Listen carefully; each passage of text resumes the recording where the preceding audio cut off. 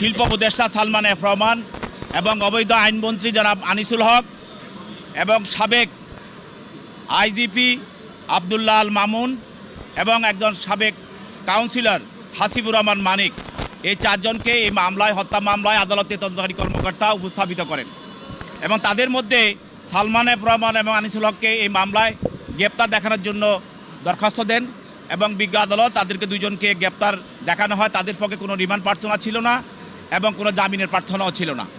এবং এছাড়াও আব্দুল্লাহ আল মামুন এবং হাসিবুর রহমান মানিক, এই দুজনের বিরুদ্ধে গ্রেপ্তারের জন্য দরখাস্ত দেওয়া হয়, তাদেরকে গ্রেপ্তার করা হয় এবং তাদের দুজনের বিরুদ্ধে রিমান্ডের প্রার্থনা ছিল এবং বিজ্ঞ আদালত রিমান্ড দরখাস্তটা শোনার পরে এবং এজাহারে গুণাগুণের উপরে ভিত্তি করে তাদের বিরুদ্ধে এবং হাসিবুর রহমানকে 5 দিন এবং আব্দুল্লাহ আল মামুনকে 4 দিনের রিমান্ড মঞ্জুর করেন।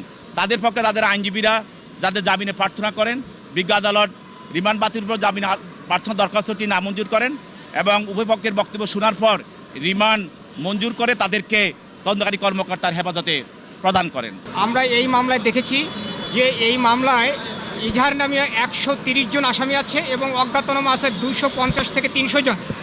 কিন্তু এই আমার আসামিকৃত অভিযোগ করা হয়েছে যে ওনারা উস্কানি দিয়েছেন, কিন্তু এখানে এই 200-250 অজ্ঞাতনামা লোক বা ইজহার নামে 130 জন ব্যক্তি যারা আছেন নাম ইজহারে, এরা কে কাকে উস্কানি দিয়েছে এরকম কোনো অভিযোগ ইজহারে পাওয়া যায় নাই।